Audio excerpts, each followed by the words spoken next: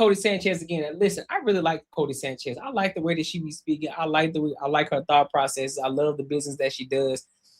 She gives a lot of insight on a lot of different businesses. I love it. I do. So I'm a huge fan of her. And the things that she's done and the things that she's built. So now she's talking to she's being interviewed right now by Jay Shetty in Jay Shetty podcast. And in this particular situation, they're talking about money. They're talking about money in regards to being in relationships and the effectiveness of being married versus not being married. So I want to go ahead and get into that. All right. So make sure you like, comment, and subscribe for the algorithm, and make sure you hit the bell notification. All right. Let's rock out.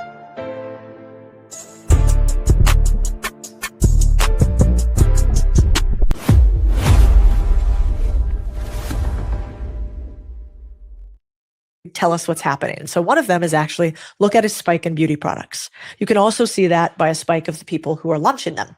Are a lot of people continuing to buy, which I thought was kind of interesting. Which is happening right now. Yeah. And then, the place I think that this takes us is maybe a little bit more on the dating side, which is, here's some like a little tough truth. It turns out if you want to make more money, one of the best things that you can do is find a partner, which is crazy. So married couples make, on average, more than 30% more than non-married couples. Their net worth is almost 3x someone who is single over the course of their entire career. And so I bring this up not to shame anybody who hasn't found their partner. I know what that's like when you feel like there's no options and you want to find love, but it's not around you. But why I do bring it up is because I think it's something that we should really prioritize. We should prioritize if we care about making money, and we should prioritize if we care about love, certainly. Let me give you some perspective first. Before a lot of you single ladies out here, before y'all try to react and you get emotional and you try to rebuttal, understand this is a married woman. She's a successful woman. She's a millionaire woman. Let me say that again. She's a successful woman. She owns multiple businesses. She's married. And she's a millionaire. Multi-millionaire to be exact. And she's still telling you that you need a husband. If you're a woman, you need a husband, and that you make 3 times more than what you would make. So take that into consideration. Whatever you're making now, you can make 3 times more with a husband. So while y'all over here sitting and talking about how independent you are, how you don't need a man because you're so egotistical, you got this millionaire woman. And I think she's Hispanic too.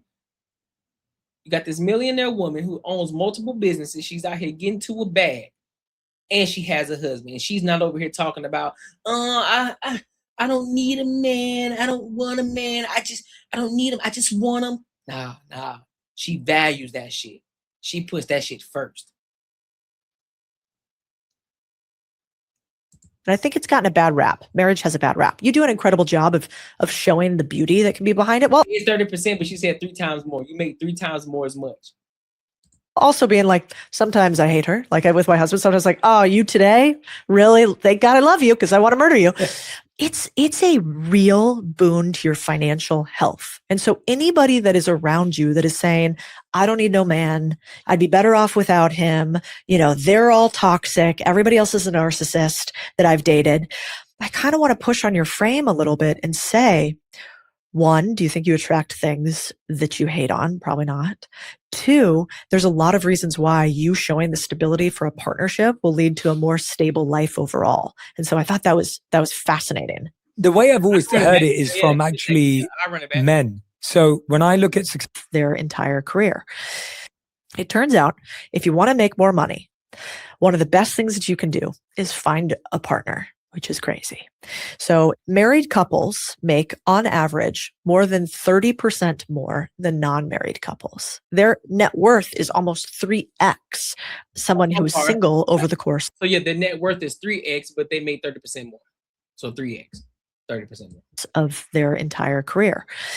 And so I bring this up not to shame anybody who hasn't found their partner. I know what that's like when you feel like there's no options and you want to find love, but it's not around you. But why I do bring it up is because I think it's something that we should really prioritize. We should prioritize if we care about making money, and we should prioritize if we care about love, certainly. And I think it's gotten a bad rap. Marriage has a bad rap. You do an incredible job of showing the beauty that can be behind it, while also being like, sometimes I hate her. Like with my husband, sometimes like, oh, you today?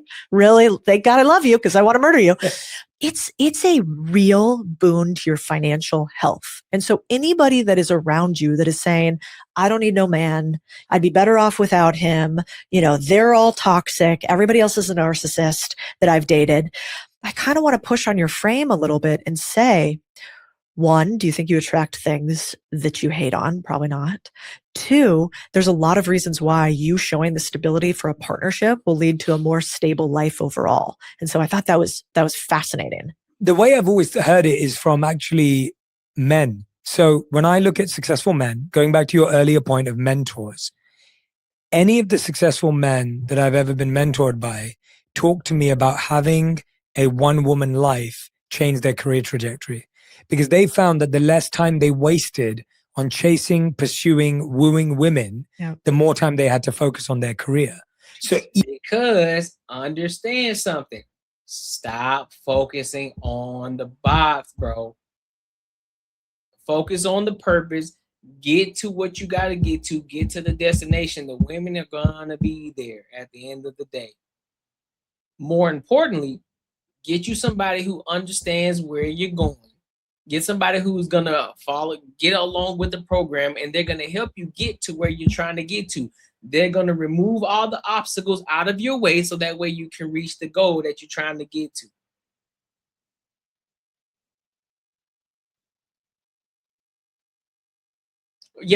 Dev, you've known it, but a lot of people don't.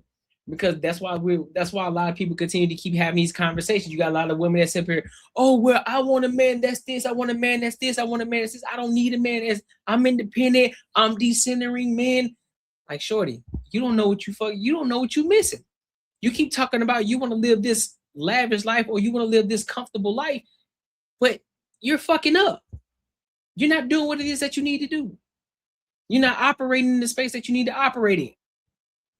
You keep hanging around the wrong type of bitch. You keep hanging around these 304s instead of hanging around the women who are successfully married. You keep listening to them single bras over there, keep talking the way that they talking over there. You keep listening to women that say, oh, I got so many niggas in my DMs. Okay, but shorty, you ain't got no result though. You ain't married. None of these niggas are getting down on one knee for you. So that don't tell me nothing. I don't give a fuck how many niggas in your DM. You ain't even choosing them. So what's the point of mentioning it to me if you ain't taking any of them serious? Yeah, I think at this point, y'all call everybody grifters. I think that is a new term that everybody says now. One person says it, then everybody calls it, you're a grifter. You're a grifter. That person's a grifter. That person's a grifter. This person is a grifter. That person is a grifter. Oh man, I don't like them. They're a grifter. Y'all just be saying shit. Y'all follow the train of everybody else. Y'all ain't got a thought process of y'all own for nothing. This man just interviews successful people. All of a sudden, grifter. Matter of fact, let me look up the actual definition of it. Because y'all just be saying shit. Y'all be killing me with that.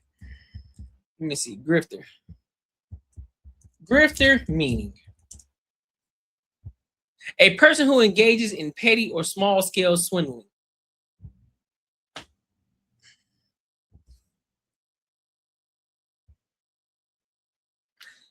So you telling me him having this conversation with Codie Sanchez is small scale swindling? That's what you're telling me. And all these other successful individuals who are in this world right now that he's interviewed, he's grifting off of them because it's small scale swindling or petty. That's what you're telling me.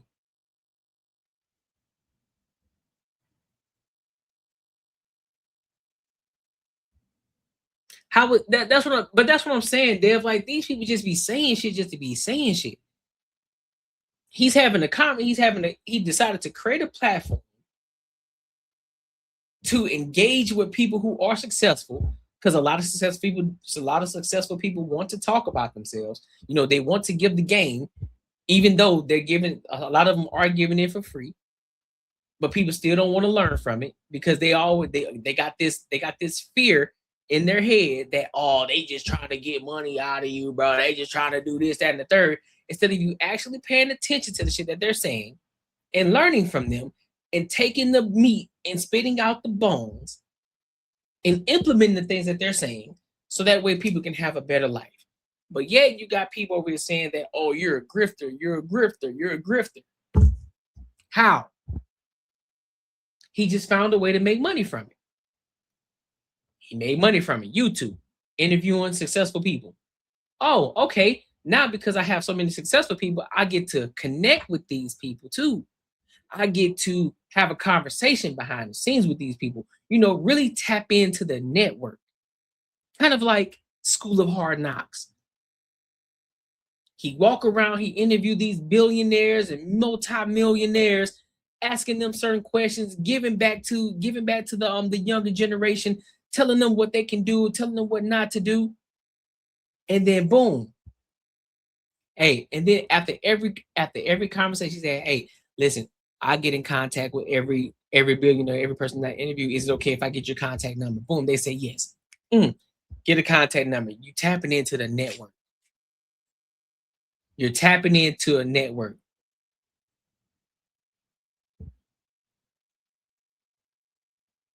Because whether people see it or not, this is a business that he has going on. That's a business.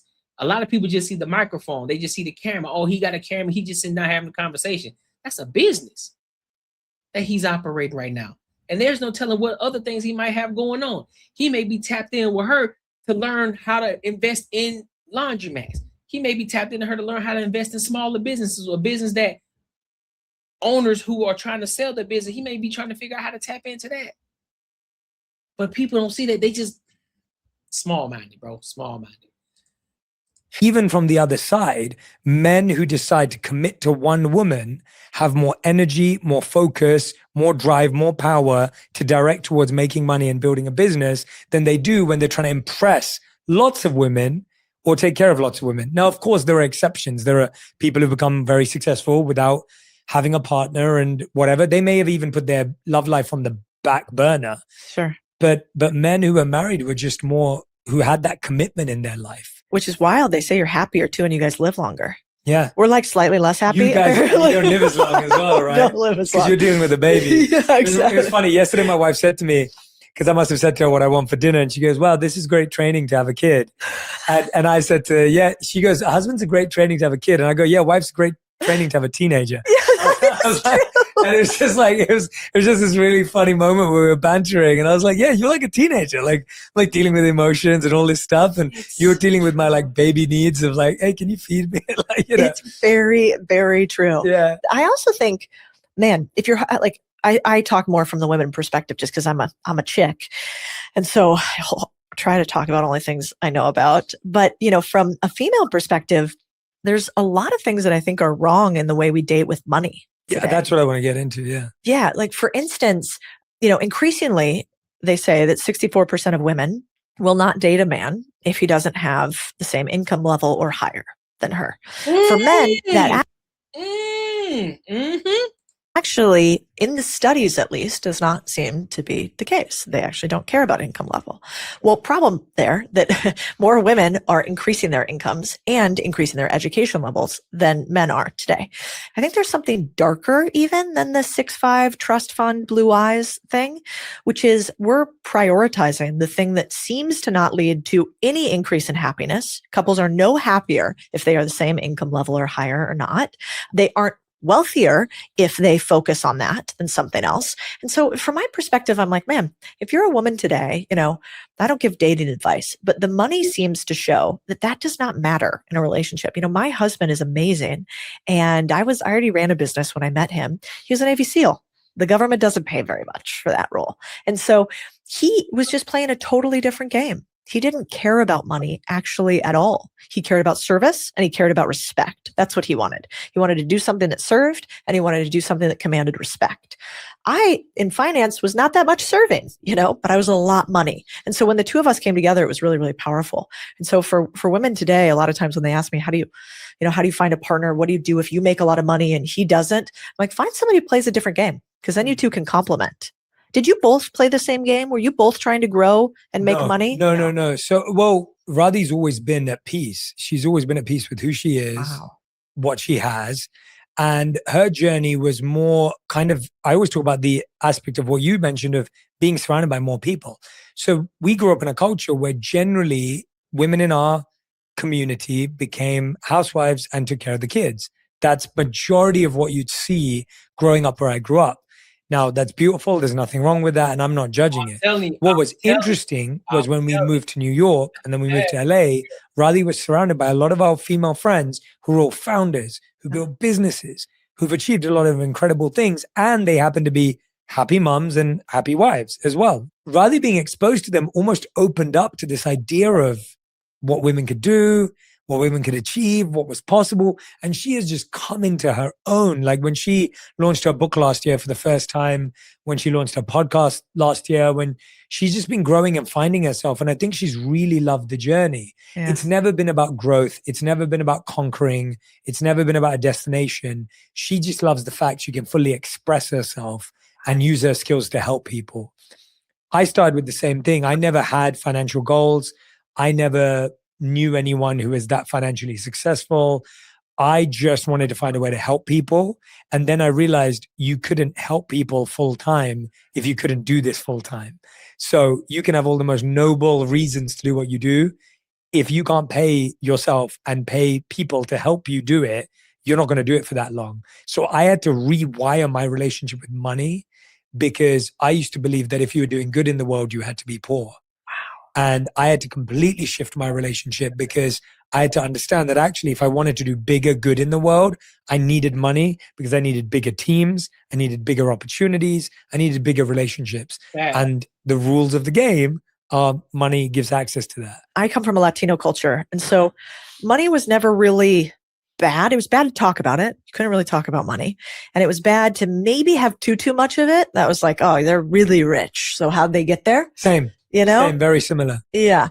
But my dad, which I'm so grateful, and if I have kids, I hope I can do the same thing. If you want to be a good father to a daughter and you want your daughter to be really confident and have a ton of optionality, I'd model after my father. And what he always said is, well, you could be a princess or you could also be the president. You choose. and then so he's very cute. And he also really taught me that money is amoral. It doesn't care. It is a tool. A hammer is not good or bad, except how you use it. You could use a hammer for really good to build something. You could use a hammer for murder. Same with money. And so I came to the terms with money in this way, because I think that money is an accelerator to whatever is inside of you. Yes. So if you are not a great person and you want to do bad things in the world, money is really bad to be in your hands. Yep. If you're a good person and you want to do good in the world, money is really good to have in your hands. And as long as you can stay true to that thing inside of you, then money is actually just an ability for you to build the world that you want, as opposed to live in somebody else's. I watched my brother kind of go through this, because he's never. She cooking. Hey, I ain't gonna hold you, but she up this bitch straight fucking cooking right now, dog.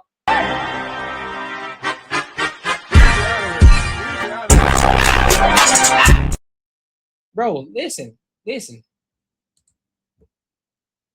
No, nothing else needs to be said. Nothing else needs to be said. I would recommend any woman who wants to be financial, who wants to be a millionaire, you want to make money and be a business owner, go listen to Codie Sanchez, bro. She a business owner, she a millionaire, she got a husband that make less than her and their relationship work. But see, again, you got to run your own race. That's the key factor. While you're so focused on money, I guarantee you, when she walked through that fucking door, she knows who run that shit. She knows who run that shit. And she's not gonna try to use, oh well, I make more money than you, because he don't give a fuck about that. You can't make somebody feel bad about something that they don't give a fuck about. So okay, cool. All right, you make more money, but I demand respect. That's what I care about. So you can't use that. I make more money than you. It's gonna roll right off my motherfucking shoulders. So a lot of y'all need to start learning if you want to make money. Yo, what up, big dog? What up on Spaces? So if you want to start learning, and you ladies who are so focused on your career, understand you can have a career, but you can also have a man. If you understand that, listen, if I get with this man, the likelihood of me being even more successful, or us coming together and we be more successful together, is 30% more, 3 times more likely. Why not? If you're a woman, you're making $100,000 a year, and you know that there's a 30% chance that you're gonna make more money, or how did she say it? 30% more. What, I'm just gonna say 3 times more. There's an opportunity for you to make 3 times more than what you're making. Why not finding that person that aligns with you and y'all build something together? Why not do that? Because you're egotistical. Your ego gets in the way. You got a boogeyman complex. You think every man is bad because you were traumatized when you were younger and things happened to you, so therefore you can't trust men. When in reality, all men aren't bad men. And to be honest with you, the overwhelming majority of men aren't bad men. There's just a small percentage. There's a small few men that just fuck it up for the majority. Yep. But y'all don't want to have that conversation, though. Y'all want to have that conversation. Again, you just heard it from a millionaire woman. You just heard it from a woman who makes millions of dollars, and she's married. She's a business owner. She owns multiple businesses, and she's married to a man that makes less than her. And their relationship is successful because they are running 2 different races. So there you go. Proof is in the pudding. That's why people that acquire money they did not earn often lose it. Money is just a placeholder for the work that you have put in and earned it. That's a fact. She said you can earn 30% more. Yeah, you can earn 30% more, and you would have 3 times greater net worth. There you go. Hey, appreciate you for correcting me, dog, because I had it mixed up for sure. I had it mixed up for sure. Well, listen, man, tonight was dope. I appreciate y'all for kicking it with your boy. I'm pushing 2K. Oh yeah. And the subscribers, yes sir. You on my heels? Hey, you gonna pass me? Nah, fam. You ain't passing me, homie. You ain't gonna pass me, dog. You ain't gonna pass me, bro. Hey, but I like that competition though. I like that competition keeping me on my heels. I love it. But hey, man, I appreciate y'all for kicking it with your boy, man. I thank y'all. And until next time, I holla.